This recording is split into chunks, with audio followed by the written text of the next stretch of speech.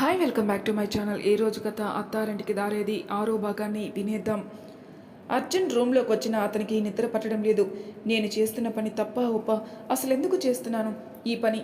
నేనెందుకు ఎవరో చెప్పిన మాటలు వినాలి? ఈ విషయం మానసాకి ఎలా చెప్పాలి? చెప్తే నా గురించి ఏమనుకుంటుంది? సారీ మానస, నువ్వు నాకు తెలుసు. చిన్నప్పుడు మనం కలిసి ఆటలు కూడా ఆడామనే విషయం కూడా నీకు చెప్పలేకపోతున్నాను. నువ్వు నన్ను గుర్తుపట్టావో లేదో నాకు తెలియదు, కానీ ఒక స్నేహితురాలు పక్కనే ఉన్నా తెలియనట్టు నటిస్తున్న నన్ను క్షమించు మానస అనుకున్నాడు. సుగుణ, నువ్వెందుకు ఇలా చేస్తున్నావు? ఎవరూ లేరు, పాపం ఆడపిల్ల అని చేరదీశాను, కానీ నువ్వేమో నా మంచితనం మనసుగా తీసుకుని నలుగురిలో నన్ను నవ్వుల పాలు చేయాలని చూస్తున్నావు. ఎందుకు సుగుణ నా మీద అంత కోపం? నీ జీవితం కోసం నా జీవితం నేను ఖచ్చితంగా నాశనం చేసుకొని తీరాలా? భగవంతుడా, నేను ఇంత శిక్ష అనుభవించేంత పెద్ద తప్పు ఏం చేశాను? ఎందుకు నాకు ఇలాంటి శిక్ష వేస్తున్నారు అనుకున్నాడు.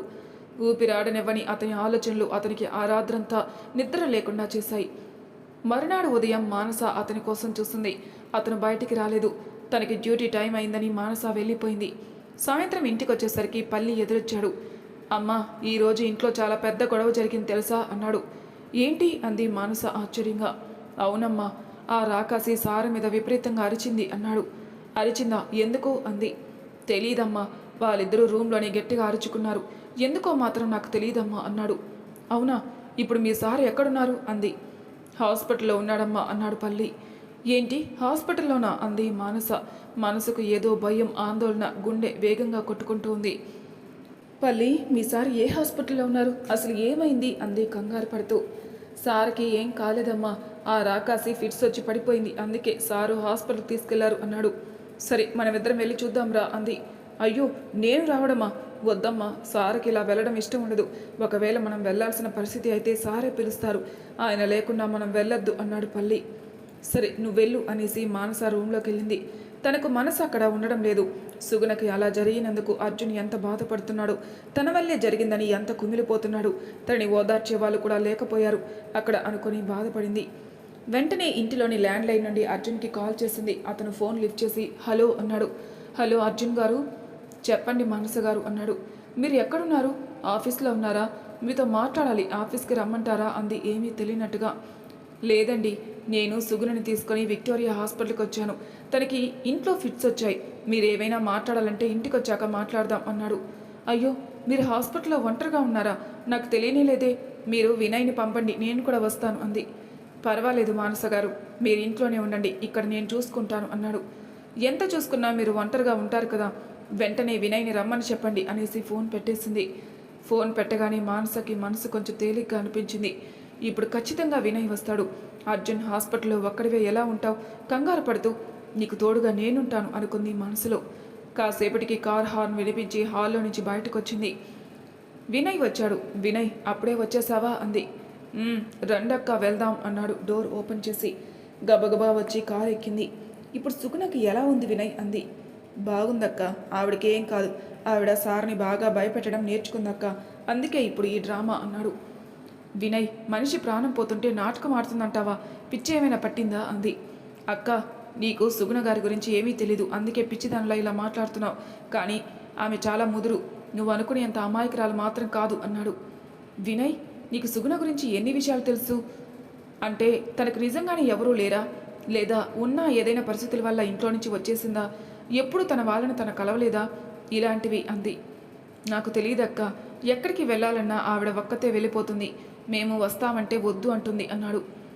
సరేలే వదిలే, మీ సార్ ఎలా ఉన్నాడు హాస్పిటల్లో? బాగా కంగారు పడుతున్నాడా అంది.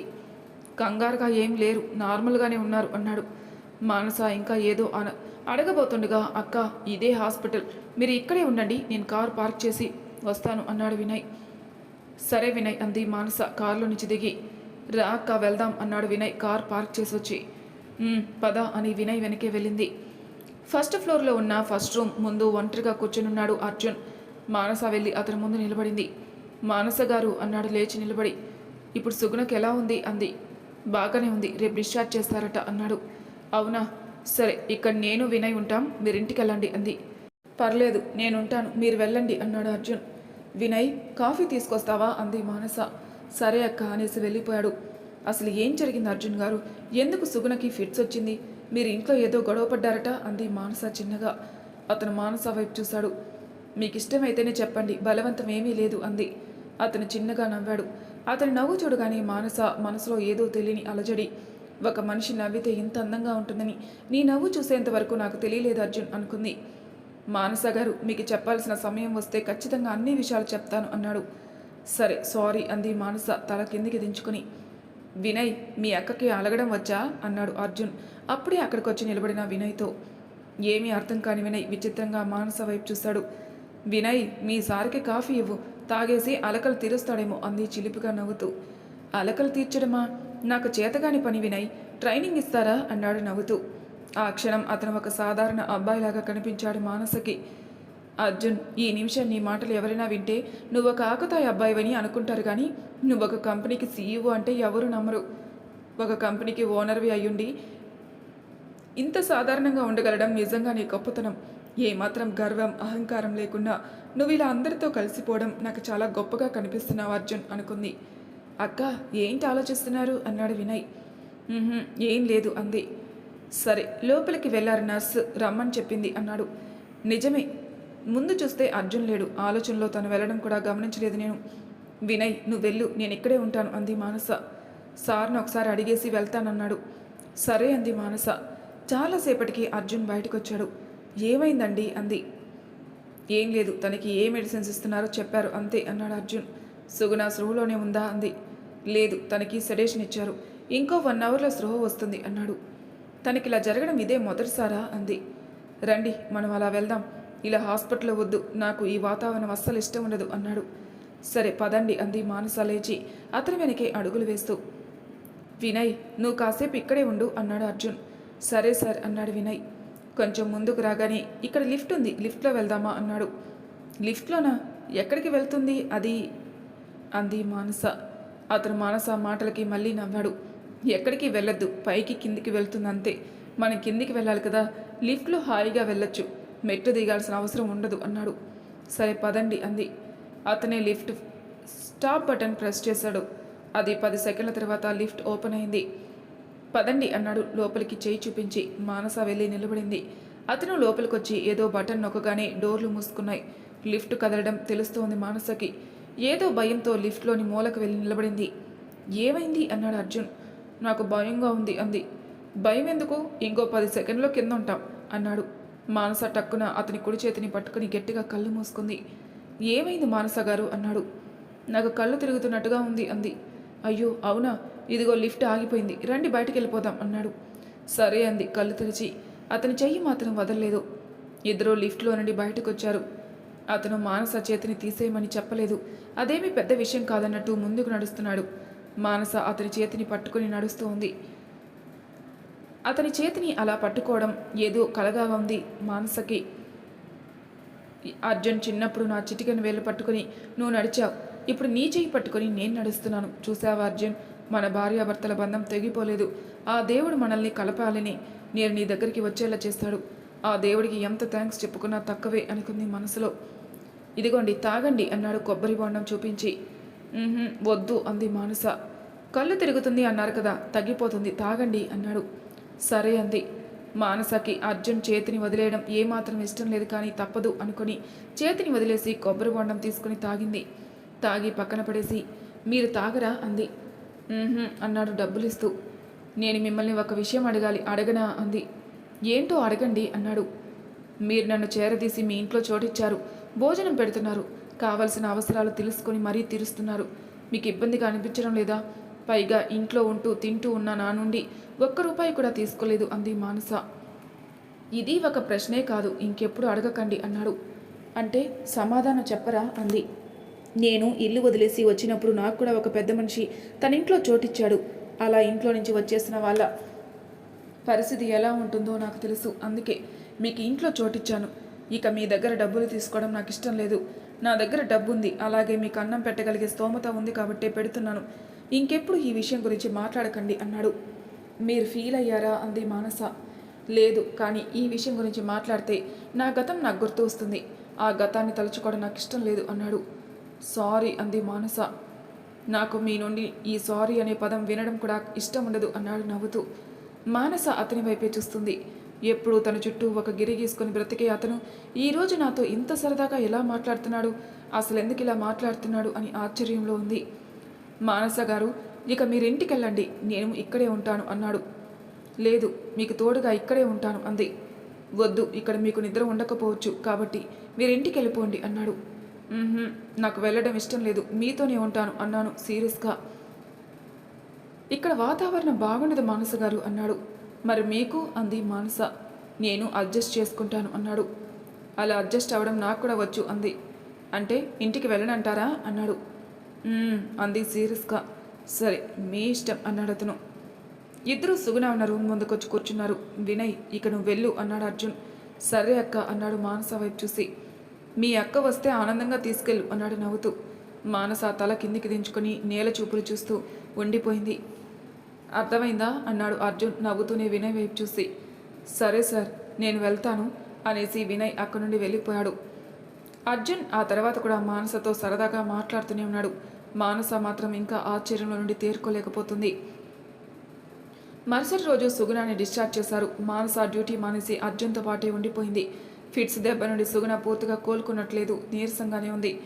అర్జున్ గారు, సుగుణని నేను చూసుకుంటాను, మీరు కంగారు పడకండి అంది మానస. మీకెందుకు శ్రమ అన్నాడు.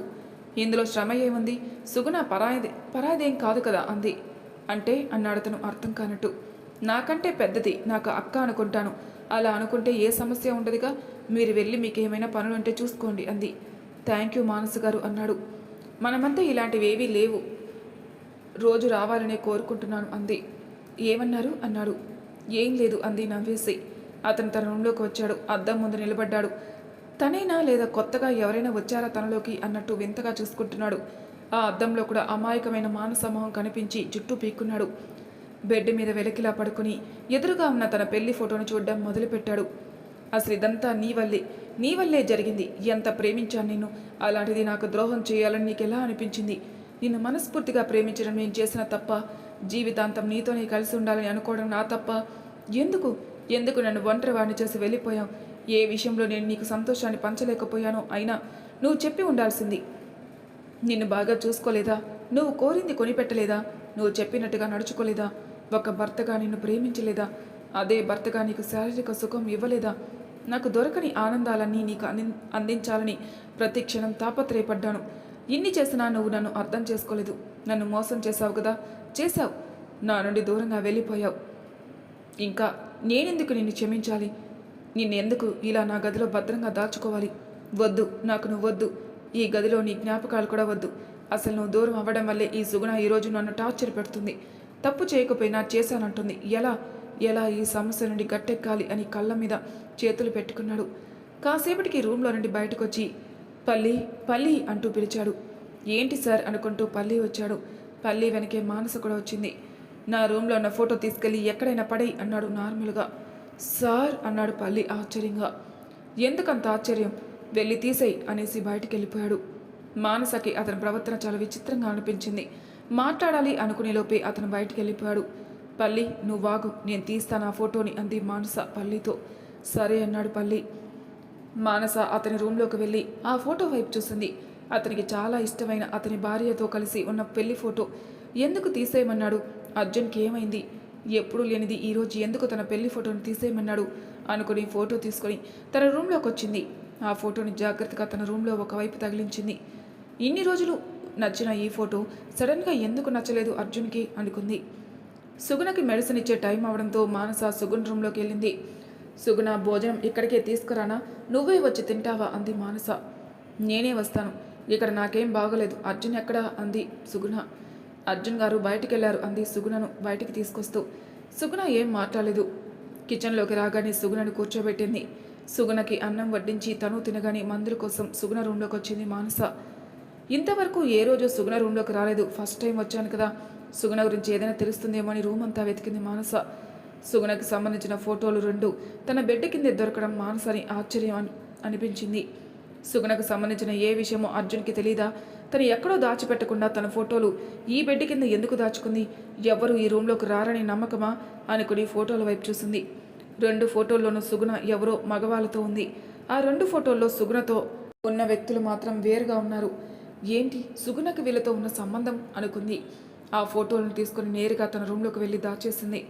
మరి తర్వాయి భాగంలో ఏం జరుగుతుంది నెక్స్ట్ ఎపిసోడ్లో తెలుసుకుందాం. అంతవరకు నా ఛానల్ సబ్స్క్రైబ్ చేయని వాళ్ళు ప్లీజ్ సబ్స్క్రైబ్ చేసుకోండి, లైక్ చేసి షేర్ చేయండి, మీ అభిప్రాయాలు నాకు కామెంట్ రూపంలో తెలియజేయండి. Thank you for listening.